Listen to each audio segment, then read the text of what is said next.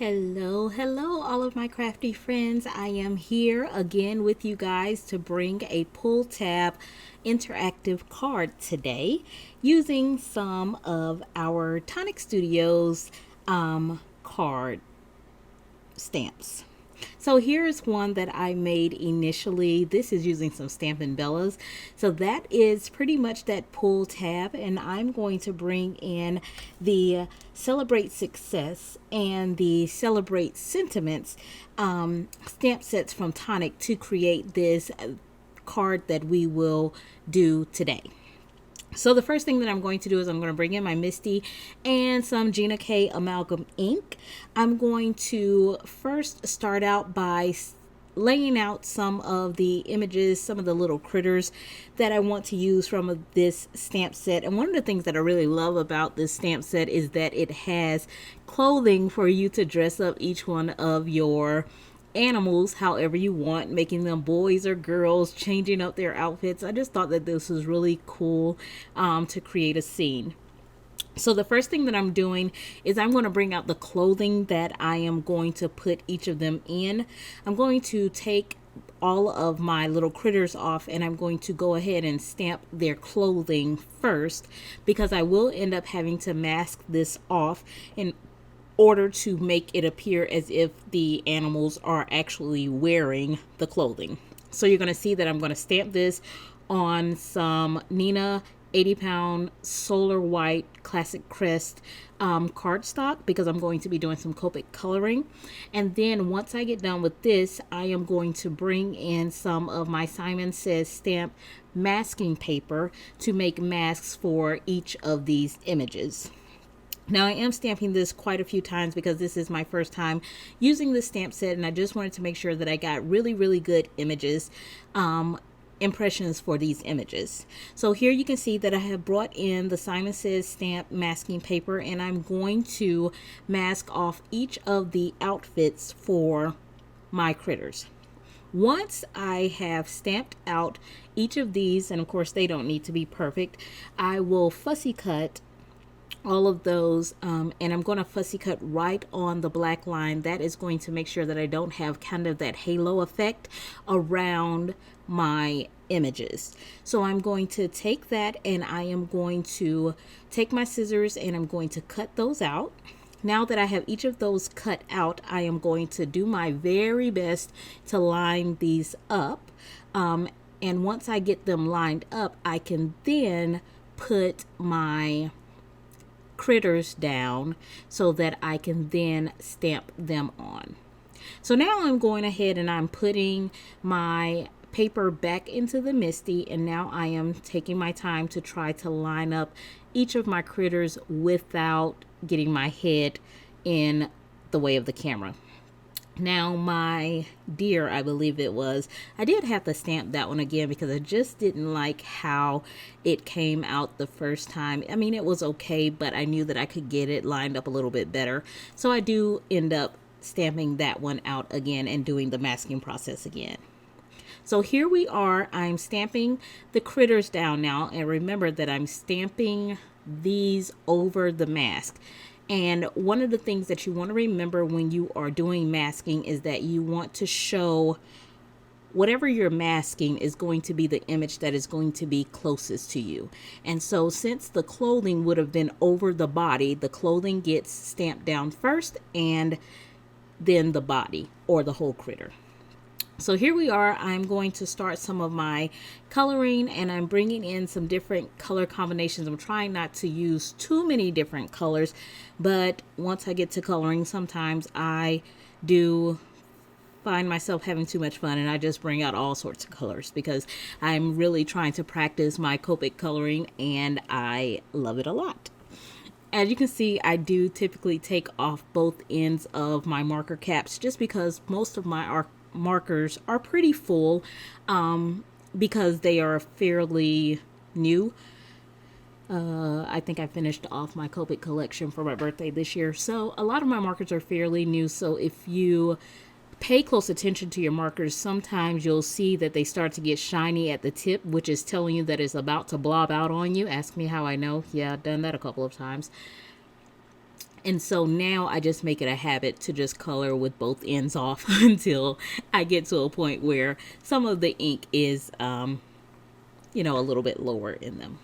So I'm using some of my warm grays to color my owl as my first image. And I believe I'm using warm grays 753 and 1 for this image. And for his face, I decided to use the lighter portions of those colors, the 3 and the 1. Bringing in some R21 to rosy up his cheeks, and a yellow color combination for his nose. Now I will tell you, I didn't love this yellow combination. I had to kind of work at it a little bit more than I would normally do to kind of get it to blend the way that I want to. So I don't know if I didn't pick a great combination, or if maybe it just wasn't blending well for me that day, but I did end up having to work at that one a bit. So now we're coming in with our next image, and I am going to use some cool gray markers to work out our little raccoon.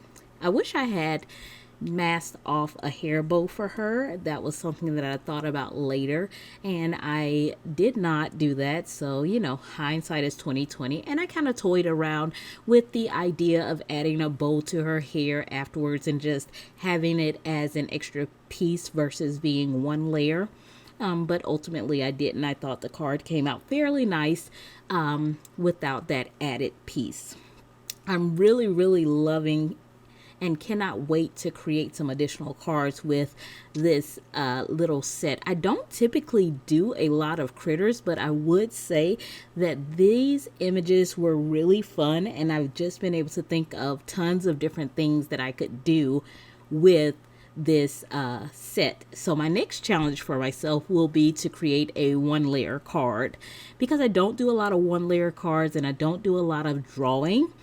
I would like to challenge myself during this time of kind of social distancing, more time at home, to work on getting better at some of the things that kind of scare me, which are scene cards and drawing, as well as watercoloring. Those are some of the things that I'm really wanting to get a little better at. So, question of the day down below.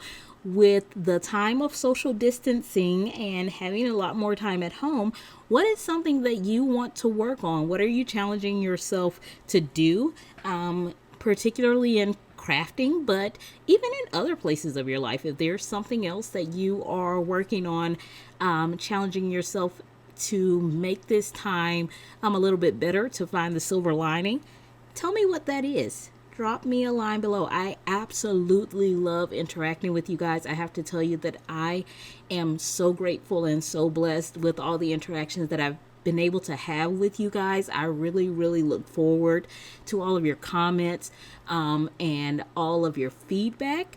And I am grateful that the feedback has been very positive. I know that that may not always be the case, but I am very grateful that that has been the case thus far. So I thank you, each and every one of you, for being a part of my community. So if you guys have any feedback, if you have any video ideas or things that you would like to see on the channel, let me know. I would love to know some of the things that you guys would like to see on the channel, because of course the reason that I do all of this is because I want to share things with you guys. So I would like to share the things that you'd like to see. So here we are, moving on to my deer, and as you can see, it is stamped again by this point, just because I don't know, I was feeling like it wasn't looking really I want to use the word normal, but that's not the right word. I felt like the lines were in the wrong place. Although I knew I had masked it off correctly, I felt like it was a little bit weird, so I just did it over. And sometimes that happens.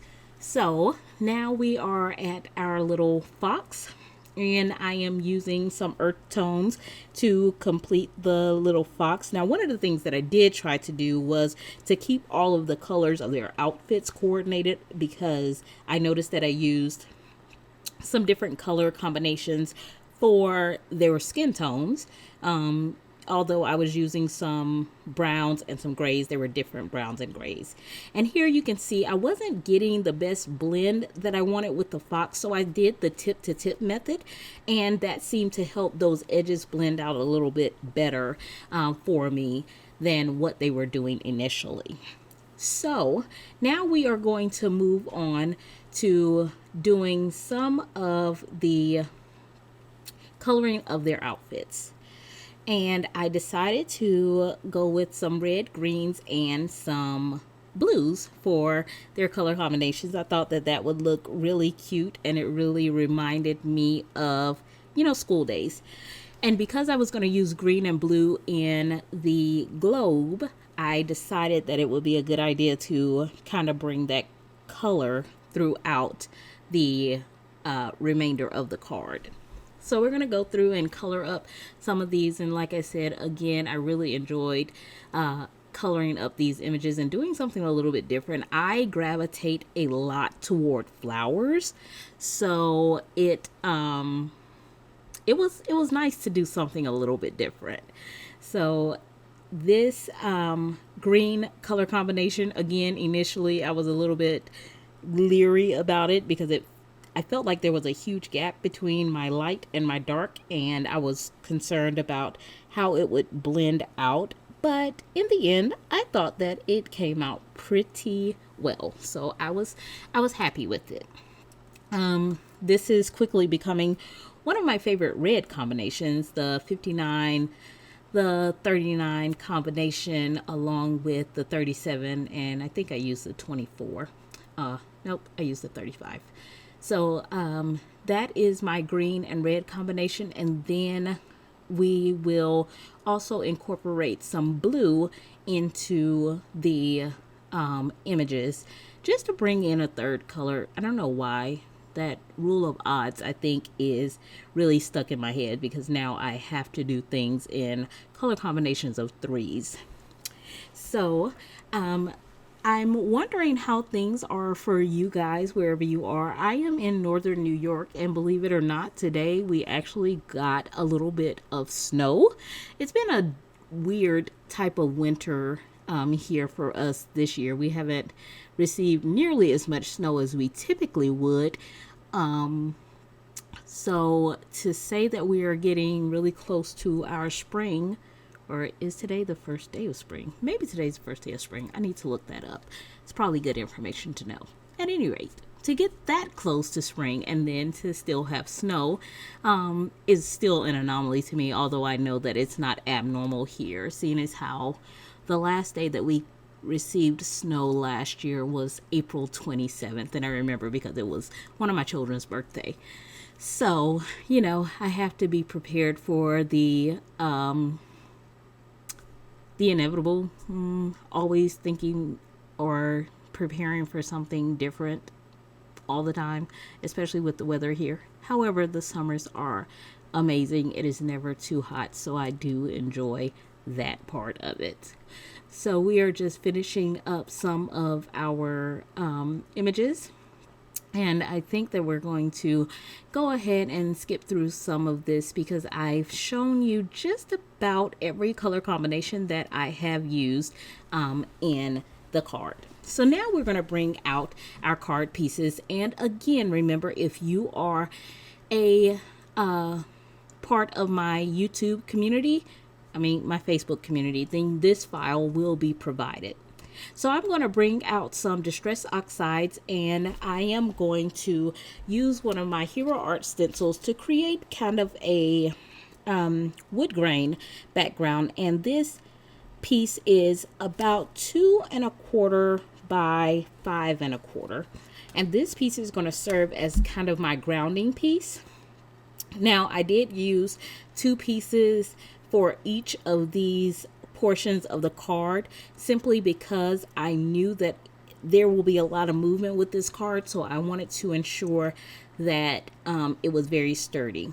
So I'm going to use some of my art glitter glue, and I am going to attach this to its base piece. That's what I'm going to call these pieces, the base piece. And if your paper is very thick and you don't want to use that base piece, feel free to leave it out. So now I'm going to take my layer piece, which is going to be 5 inches by 4 inches, or 3 3/4 inches. And I am just creating a background. So my whole idea was that they're standing in a classroom and they're standing on the wood floor, and the whole wall of the classroom, it has different educational things. So I am going to heat emboss this with some Ranger embossing powder. And then I'm going to bring in some tumbled glass and some broken china distress oxides. And again, I'm going to do kind of a emboss resist type of background for this. Now, I only did the top portion of this because this bottom portion will be covered by the wood grain panel. So now the next thing that I'm going to do is I'm going to glue these two pieces together, and I'm ensuring that the holes that you see there are lined up. So, and the reason that that is important is because we will be placing some brads in that piece to create our pull tab movement. So now I'm bringing in each of my pull tab parts, and again, I've doubled everything up just because I personally like for everything to be sturdy. You do not have to use all of the pieces if you do not wish. So if you will, when you look at the file, there are 2 pieces that have 3 holes in each. Those are your side pieces. Then you have a shorter piece that has 2 holes. That is your top. And then you have the part that has 2 holes and the word pull written on it. And that is your bottom piece. Essentially, all of these are going to be braided together, and that is what is going to create our mechanism that will help this to move. So this piece that I'm gluing together right now is the top portion of our pull tab mechanism. So now we're going to glue together both of our side pieces, and again, like I said, these are the pieces that have 3 holes, so those go together. And the reason that they have 3 holes is because this is going to be the only one that is actually attached to the card, and it will be attached through the holes that are on our card panel that you can see up in the right side. So now I am going to start doing a dry fit for my pieces. The one thing that I will tell you is to line up the pull tab pieces that are going to attach to the card first. So I did a dry fit, and now I am just placing all of the brads together to create this square. Okay, you see, now it's starting to move. Now I'm going to go ahead and attach those to the inside of the card base. That is the only part that is going to attach. Now I have it where the bottom is a little bit further up because you're going to want to put some score tape underneath that just to provide some stability for your floor portion.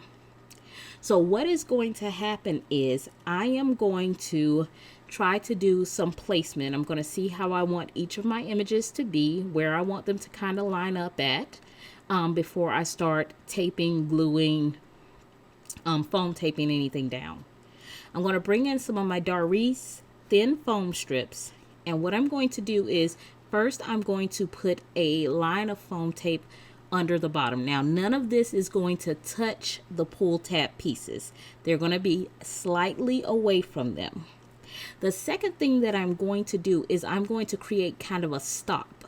I am going to put some foam tape where I don't want the pull tab mechanism to go past. So now, and I'm going to double that up, it will be 2 pieces just to ensure that this does not move past the place that I want it to go. So that's the whole purpose of those 2 pieces. Depending on what type of foam tape you're using, you may only need 1 strip of foam tape. Now the other thing that I'm going to do is I'm going to finish filling in around the card base, the bottom portion of it, so that the wood grain piece will come away from the pull tab piece, because you don't want it laying directly on the pull tab piece, because it might keep the piece from moving freely. That is another reason for using two layers of foam tape, is making sure that you have enough space between your pull tab and your actual card base that is going to cover the bottom part of the pull tab mechanism. Now I'm using some foam tape to adhere each of my little critters. Now, when you put this on there, please ensure that the pieces of foam tape do not infringe upon the brads. So that piece of foam tape is only touching that bottom or the vertical pull tab. It's not touching any part of the horizontal pull tab, because then it would cause those pieces to glue together, and then they won't be able to move freely. And as you can see, I will have to go back and kind of move that down a little bit, because it does infringe upon that just a little as these other couple of pieces go on. The other thing that you want to make sure of is that you don't connect your images together with your foam tape, because if you do that, it will also impact the movement of your pull tab. So as you can see, initially I had a small piece of foam tape behind my deer piece, but it's going to disrupt the movement of the pull tab in a moment. So I'm going to have to go back and trim that off. And I don't know whether I show it in the video, but I just wanted to mention that to you guys, because that does start to impact the movement. So I'm going to have to go back, and I think it's this top piece right here that was too far over, and it started to impact the movement of the pull tab. So now I'm just going in and I'm putting in the remainder of my pieces, and see, it's not moving as much as I wanted it to. So I went back in and removed some of that foam tape that was going horizontally behind the deer. So now I'm going to go in and I'm going to put on the rest of my images. Now, one of the fun things about this is you could add a magnet on your pull tab strip and create a moving sentiment. I did not do that to this one, although I did it with my initial one, and it creates an extra piece of movement. So that is another option that you can add on if you desire. So now we're just going to glue this onto our card base, and we are going to be almost done. As you guys know, I do love to finish the inside of my cards, so I will be working on doing that by using some of the Copic marker color that I used in the critters outfits and coloring some regular cardstock so that I can get the color that I want for my sentiment strip. So I'm just going to create a banner, and I'm going to fussy cut that in order to create the strip that I want. I'm going to use a Memento marker to color around the edges just to make it look a little more finished. And there we have our sentiment for our card. I'm going to use some art glitter glue to tack that down. It's one of my favorite glues to use for all of my crafting. And then the other thing that I am going to do is I am going to finish off the inside. So I am going to take another sentiment from the Celebrate Sentiments, and I am going to do a sentiment for the inside that says, "You make the world a nicer place." I just feel like this would be a really great card to provide to a teacher. Sometimes they go unnoticed and they do so much for our children. So I am going to place that on another panel for the inside of my card, and then I am going to place this inside of my card base. So now, once we've done all of this, I am going to place it on the actual card base, which is 4¼ by 5½ card base, and then I'm going to glue my inside to my card. So that is pretty much the card for today. I hope you guys enjoy it. I hope that you guys will try it, and please leave me a comment below. Of course, we've got to finish off with some sparkle, right? But please leave me a comment below. Let me know if you liked this video. What was your favorite part? Will you try this? And are you a part of our Facebook community?